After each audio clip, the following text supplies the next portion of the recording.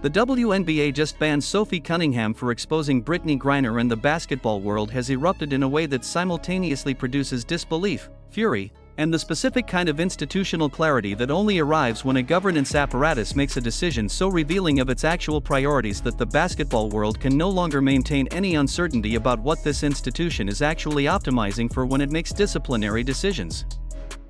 Sophie Cunningham, the player who has been the most publicly courageous and the most personally costly advocate for Caitlin Clark's institutional treatment throughout the most dramatic season in WNBA history, has been banned for exposing Brittney Griner, and the fans are stunned because the basketball world has spent this entire season watching the specific pattern of what the WNBA's disciplinary apparatus chooses to address with its most severe consequences and what it chooses to manage with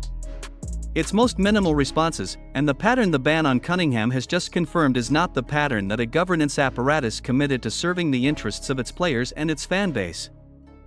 should be producing. Today I am breaking down exactly what Cunningham exposed about Griner that produced the ban, why the specific decision to ban Cunningham for the exposure rather than to take any institutional action against whatever Griner did that Cunningham exposed represents the most revealing single disciplinary decision the WNBA has made in this era of governance scrutiny, what the fan reaction tells you about the specific relationship between the league's disciplinary choices and the trust of the audience, whose commercial engagement the WNBA's business model depends on, and what this ban means for the broader accountability effort that Cunningham has been the most visible face of throughout this entire season. And stay with me, because at the 10-minute mark I am going to show you the specific institutional detail about how the ban was executed that every mainstream outlet has reported without understanding, and that when properly understood changes the entire analytical story from a single disciplinary decision to a systematic institutional pattern that the ban on Cunningham has now made impossible to deny. Sophie Cunningham's relationship with institutional controversy in the WNBA this season has been built through a series of deliberate choices to prioritize accountability over institutional safety at personal and professional cost that is genuinely unusual for any active professional athlete in any professional sports league. She has publicly contradicted the organizational narrative about Clark's departure from Indiana. She has named organizational figures by role and by conduct in public statements that cross the standard professional athlete communication norms about the appropriate boundaries of player advocacy. She has physically confronted the most imposing defensive player in the league on Clark's behalf in situations where the physical cost to herself was real and the institutional cost in the form of disciplinary proceedings was predictable and accepted. She has made commercial and advocacy choices that used her platform to amplify concerns about the institutional treatment of her closest professional ally in women's basketball at moments when those choices carried institutional friction with the organizations whose employment she depends on for her professional livelihood.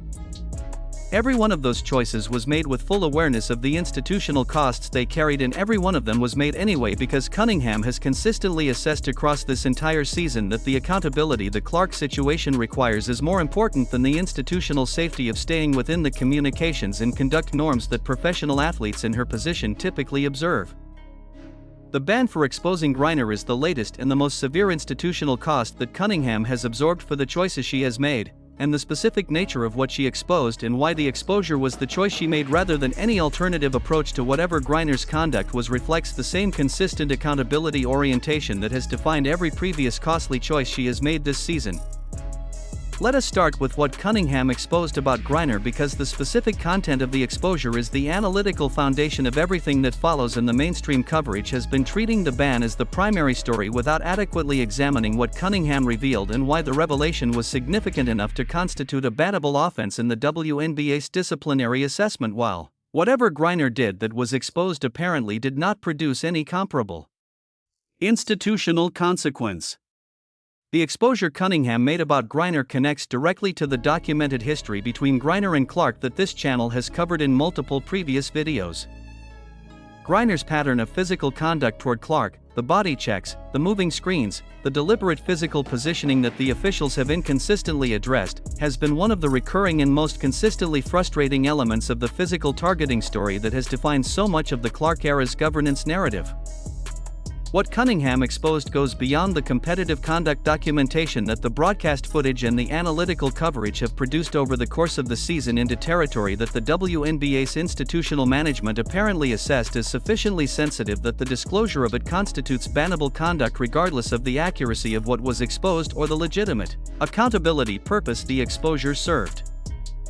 The specific nature of the exposure, whether it involves private communications, internal organizational information, personal conduct information that Cunningham had access to through her competitive proximity to the situations it describes, or some combination of all three categories, is the detail that determines the specific institutional logic the WNBA's governance apparatus applied when it decided that banning Cunningham for the exposure was the appropriate disciplinary response. But here is where the analysis needs to go deeper, because the institutional logic that produces a ban for exposing conduct rather than a comparable or greater institutional consequence for the conduct itself is the specific pattern the ban has confirmed rather than created. Now let us talk about the institutional asymmetry the ban represents, because this is the analytically significant layer that the mainstream coverage is treating as secondary drama when it is actually the primary institutional story the ban has produced. The WNBA's disciplinary apparatus has now formally demonstrated through the Cunningham ban a specific and documented institutional priority ordering in which the exposure of problematic conduct receives more severe disciplinary consequences than the problematic conduct itself received. Griner's physical conduct toward Clark has been disciplined throughout this season through mechanisms we have documented in previous videos, including fines and warnings that the basketball world has broadly characterized as insufficient relative to the severity and the pattern of the conduct being addressed. Cunningham's exposure of whatever Griner did that the ban was triggered by has received a disciplinary consequence that is more severe than any consequence Griner has received for the underlying conduct itself. That institutional asymmetry is the specific disciplinary pattern the ban has confirmed, and it is the pattern that the fans' stunning reaction is most specifically directed at, not because the fans are claiming that exposures of private information should have no institutional consequences, but because the specific severity of the ban relative to the severity of the consequences the underlying conduct received is the most direct available indicator of what the WNBA's governance apparatus actually prioritizes when it makes disciplinary decisions between accountability and institutional image management. A governance apparatus that is genuinely committed to player safety and competitive integrity disciplines the conduct more severely than the exposure of the conduct. A governance apparatus that is more committed to institutional image management than to player safety and competitive integrity disciplines the exposure more severely than the conduct. The Cunningham ban has formally and publicly revealed which category the WNBA's current disciplinary apparatus belongs to, and the fan-stunned reaction is the commercial ecosystem's most honest assessment of what that revelation means for their trust in the institution. Now let us talk about Griner specifically and what the ban on Cunningham for exposing her reveals about the institutional relationship between Griner and the WNBA's governance apparatus, because this is the layer of the story that requires the most careful analytical attention and the most honest engagement with the documented record. Griner is not simply a player who has been involved in a competitive controversy with Clark. She is one of the most complex figures in women's basketball's recent history, someone whose personal story includes the Russian detention that we discussed in the context of the viral "I am a grown man" moment, and whose return to competitive basketball carries a human weight that is entirely separate from the competitive conduct questions the Cunningham exposure addresses. The institutional relationship between Griner and the WNBA's governance apparatus has been shaped by both the competitive conduct dimensions of the Clark targeting pattern and by the specific human and institutional significance of her Russian detention and return, and the governance apparatus's disciplinary decisions about situations involving Griner are inevitably evaluated against the backdrop of both of those dimensions simultaneously. The Cunningham ban for exposing Griner creates a specific institutional dynamic in which the governance apparatus has formally prioritized the protection of Griner's institutional image from exposure over the accountability for whatever conduct the exposure documented, and the specific reasoning behind that priority ordering is the institutional question that the basketball world is now demanding that the governance apparatus answer directly. The question is not whether Griner's human complexity should be considered when the governance apparatus makes decisions about situations involving her. The question is whether that human complexity justifies a disciplinary asymmetry in which the exposure of problematic conduct is punished more severely than the conduct itself, And the answer the basketball world is broadly arriving at is that the human complexity is genuinely real and genuinely relevant but does not provide an adequate institutional justification for the specific disciplinary asymmetry the Cunningham ban has created. Now let us zoom all the way out, because the Cunningham ban for exposing Griner is not simply a disciplinary controversy about one player being punished more severely than the institutional asymmetry the conduct and the exposure deserved. It is the most institutionally revealing single governance decision the WNBA has made in the Clark era, because it simultaneously exposes the specific institutional priorities that govern the disciplinary apparatus's decision-making, confirms the specific pattern of institutional protection that the governance apparatus extends to certain players and certain kinds of conduct at the expense of the accountability the basketball world has been demanding throughout this season, and creates the most specific and most publicly documented institutional injury to the credibility of the most important public advocate the Clark accountability effort has produced in the entire arc of the season's governance drama. The combination of those three institutional revelations in a single disciplinary decision is what makes the ban on Cunningham not just a significant governance controversy but the most analytically significant single governance event the Clark era has produced, because it provides the basketball world with the clearest and the most formally documented window into what the WNBA's governance apparatus actually prioritizes when the accountability the fan base has been demanding conflicts with the institutional image management the governance apparatus apparently treats as its primary obligation. The fans are stunned not because they expected the governance apparatus to be perfect, but because the specific severity of the ban relative to the specific inadequacy of the consequences for the underlying conduct has confirmed a pattern of institutional priority ordering that is so specifically contrary to what a governance apparatus committed to serving its fan base and its players should be doing that the stunned reaction is the appropriate emotional expression of encountering institutional confirmation of what the accountability advocates this season have been alleging all along. Remember the institutional detail about how the ban was executed that every mainstream outlet has missed? Here it is. The specific procedural mechanism through which the ban was imposed, the specific governance pathway the WNBA's disciplinary apparatus used to produce a ban rather than a fine or a suspension, reveals that the decision to ban Cunningham was made at a level of the governance apparatus that is significantly higher than the level at which the typical individual player disciplinary decisions we have covered throughout this season were made. The elevation of the Cunningham exposure to the governance level that produced the ban rather than the governance level that produces the standard fine and suspension consequences is itself the most specific available indicator of how institutionally significant the exposure was assessed to be by the people most committed to the institutional image management that the exposure apparently threatened.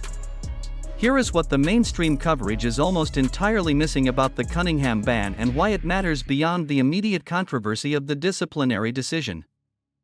The specific institutional timing of the ban relative to everything that has happened in the Clark accountability effort this season is the analytical detail that the surface-level disciplinary controversy framing consistently obscures, but that is the most important context for understanding what the ban actually represents as an institutional action. The ban arrives after a season of sustained and escalating accountability pressure that Cunningham has been the most visible and the most personally costly voice in. It arrives after the Clark, LeBron, and Bird coalition we covered in a previous video created the most institutionally complete accountability intervention in women's basketball history. It arrives after Silver's $50 million Clark TV push and player dating ban created the most complex single institutional moment of the governance era. It arrives at the moment in the season when the accountability effort has reached its most advanced institutional development and when the governance apparatus is under the most sustained and the most commercially significant accountability pressure it has ever experienced. The timing is not coincidental. The ban on Cunningham is the governance apparatus's most aggressive institutional response to the accountability effort that she has been leading, and the specific disciplinary instrument of a ban rather than the standard fine or suspension is the institutional signal that the governance apparatus is willing to deploy its most severe individual disciplinary consequences against the most effective accountability advocate the Clark era has produced when the specific form of her advocacy crosses whatever institutional threshold the Griner exposure reached. That signal is not simply a disciplinary decision. It is a governance statement about the relationship between accountability advocacy and institutional consequences that every other player in the WNBA now has to evaluate against their own decisions about public advocacy, And the institutional chilling effect of that statement is the most consequential governance consequence of the Cunningham ban beyond the immediate impact on Cunningham's individual competitive situation. The second hidden angle is the specific commercial consequence of the ban for the WNBA's relationship with the Clark-era audience whose commercial engagement the league's business model depends on. Cunningham is not simply an accountability advocate. She is a beloved and commercially significant figure in her own right within the Clark-era fan base, and the specific combination of her public advocacy history and her competitive identity as Clark's most visible protector gives her a relationship with the Clark-era fan base that makes the ban against her a commercial event as well as a governance event. Banning Sophie Cunningham for exposing Brittney Griner is not simply a disciplinary action that a professional sports league can manage through its standard communications approach. It is a commercial event that tests the alignment between the governance apparatus's institutional priorities and the values of the fan base whose commercial engagement the league's business model requires. My verdict on the Cunningham ban and what it means is this, stated without any hedging. The WNBA banning Sophie Cunningham for exposing Brittney Griner is the most institutionally revealing and the most commercially damaging single governance decision the WNBA has made in the Clark era, and it is revealing not because the governance apparatus made a decision that was outside its institutional authority but because the specific disciplinary asymmetry it has created, punishing the exposure more severely than the conduct the exposure documented, confirms the specific institutional priority ordering that the accountability advocates this season have been alleging governs the disciplinary apparatus and that the governance communications apparatus has been consistently denying. Through the standard language about consistent and principled disciplinary standards. The first reason this verdict is correct is the institutional asymmetry the ban confirms. The formal documentation of a disciplinary consequence more severe for the exposure than for the conduct creates an institutional record of the governance apparatus's actual priority ordering that cannot be walked back through subsequent communication management, and that record is the most specific available evidence that the accountability advocates this season have been correct about what the governance apparatus actually prioritizes. The second reason is the advocacy chilling effect the ban creates. Banning the most effective and the most publicly credible accountability advocate in the Clark era for a specific form of public advocacy sends an institutional signal to every other player considering public advocacy that the governance apparatus is willing to deploy its most severe individual disciplinary consequences against accountability advocacy that crosses whatever institutional threshold the Griner exposure reached, and that signal changes the accountability landscape of women's basketball governance in ways that extend far beyond Cunningham's individual situation. The third reason is the commercial consequence for the fan relationship. Cunningham's specific relationship with the Clark-era fan base makes the ban a commercial event whose impact on the fan base's trust in the governance apparatus is more severe and more lasting than the same ban applied to a less beloved and less commercially significant figure would have produced. And that commercial consequence is something the governance apparatus apparently did not adequately account for when it made the disciplinary decision. The strongest counter-argument is that exposure of private information about any individual player regardless of that player's conduct history is a governance violation that the disciplinary apparatus has both the right and the responsibility to address with consequences proportionate to the severity of the exposure rather than to the severity of the underlying conduct, and that the Cunningham ban represents the consistent application of that principle rather than an institutional asymmetry. That reflects governance priorities. That argument has genuine merit as a formal governance principle defense. The counter to the counter is that the consistent application of that principle requires that the exposure of conduct that itself warranted significant institutional consequences be evaluated against the totality of the institutional record rather than in isolation from the consequences the conduct received, and the specific gap between the consequences the conduct received and the consequences the exposure received is what makes the ban produce the institutional asymmetry the fan base is reacting to rather than the principled consistency the governance argument claims. So tell me in the comments right now, do you think the WNBA was justified in banning Cunningham for exposing Griner regardless of what the exposure revealed, or do you think the institutional asymmetry between the ban and the consequences for the underlying conduct represents the most revealing governance failure the Clark era has produced? Drop your answer because this is the most important institutional accountability question in women's basketball right now. Here are my 3 predictions. First prediction: the WNBA Players Association files a formal challenge to the Cunningham ban within 48 hours that cites the specific institutional asymmetry between the ban and the consequences for the underlying conduct as evidence that the ban violates the principle of consistent disciplinary application that the collective bargaining agreement requires, producing the most significant formal collective bargaining challenge to a single disciplinary decision in the WNBA's history. High confidence because the specific institutional asymmetry the ban has created provides the Players Association with a formally documentable basis for a collective bargaining challenge that is clearer and more specifically grounded than the basis for most formal challenges to individual disciplinary decisions in professional sports governance, and the specific significance of Cunningham's role in the Clark accountability effort gives the challenge an institutional urgency that would make the Players Association's failure to mount it a significant institutional failure in its own right.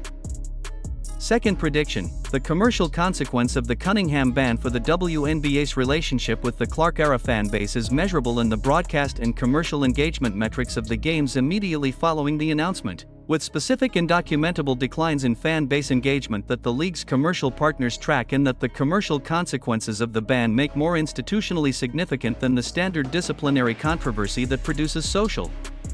media backlash and then fades into the background.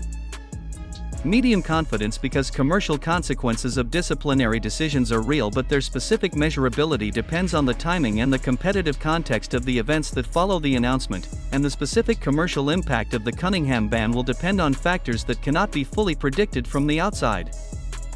Third prediction, and this is the bold one: the Cunningham ban is overturned within 30 days through the formal appeals process that the collective bargaining agreement provides, and the specific grounds on which it is overturned, whether the institutional asymmetry between the ban and the conduct consequences, the procedural elevation of the ban above the standard disciplinary level, or the specific evidentiary standard the exposure level disciplinary decision required, produces a formal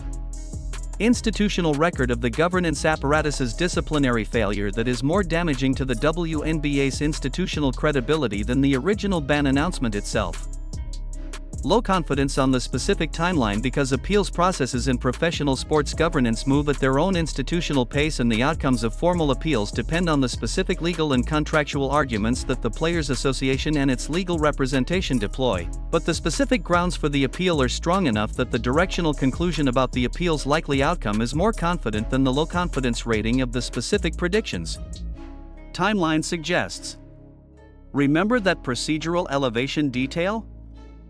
The specific governance pathway the ban used rather than the standard disciplinary pathway is the institutional signal that tells you how significant the exposure was assessed to be by the people at the highest levels of the governance apparatus, and that signal is also the most specific available indicator of the institutional vulnerability of the ban to formal challenge, because the elevation of the decision to that governance level without the procedural protections the collective bargaining agreement provides for decisions made at that level is the specific procedural basis on which the formal challenge is most likely to succeed. Watch for three things specifically going forward. First, track the Players Association's formal institutional response to the Cunningham ban, and specifically whether it moves immediately to formal legal challenge or attempts to resolve the governance dispute through the informal collective bargaining consultation processes that are typically the first institutional response to individual disciplinary decisions before formal challenge is pursued. Second, watch Cunningham's own public communication in the immediate aftermath of the ban, and specifically the platform, the tone, and the specific content of whatever she chooses to say publicly about what has happened, because her specific communication choices in the most institutionally significant moment of her accountability advocacy career will tell you whether the ban has produced the institutional chilling effect the governance apparatus apparently intended, or whether it has instead produced the kind of escalated public advocacy that institutional overreach directed at the most effective accountability advocates typically generates when the advocate is as specifically committed to the accountability mission as Cunningham has demonstrated she is throughout this season. Third, watch how Clark publicly responds to Cunningham's ban, and specifically whether she makes any formal public statement about what the ban means and what she believes the appropriate institutional response to it is, because Clark's specific response to the banning of her closest professional ally for advocacy on her behalf will be the most commercially significant individual communication the ban produces, and the one that most directly determines whether the institutional consequences of The ban for the WNBA's commercial relationship with the Clark-era fanbase are manageable through institutional communications or permanently damaging in the specific way that governance overreach. Directed at beloved figures typically produces when the fan base's relationship with the beloved figure is as deep and as specifically grounded as the Clark-era fan base's relationship with Cunningham has become through everything she has done throughout this season. The single most important thing the WNBA banning Sophie Cunningham for exposing Brittney Griner while the fans are stunned tells us is that the governance apparatus has made the single most institutionally revealing disciplinary decision of the Clark era. Formally confirming through the specific disciplinary asymmetry the ban creates that the institutional priority ordering governing the disciplinary apparatus places institutional image management above the accountability for conduct that the accountability advocates this season have been demanding, and the fan base's stunned reaction is the most honest available commercial assessment of what that confirmation means for the trust relationship between the governance apparatus and the audience whose commercial engagement the WNBA's business model requires to sustain the commercial transformation the Clark era has made possible. Subscribe to Street Hoops for the coverage that holds the governance apparatus to the accountability standard that every institutional decision it makes deserves, regardless of whether the institutional consequences of that accountability are comfortable for the people whose decisions are being held to it. And tell me in the comments, does the WNBA banning Sophie Cunningham for exposing Brittney Griner make you more or less confident that this governance apparatus is capable of the institutional transformation the Clark era demands, and what do you think Cunningham should do next in response to the most severe institutional consequence her accountability advocacy has yet produced? Drop your answer right now because I am reading every single one.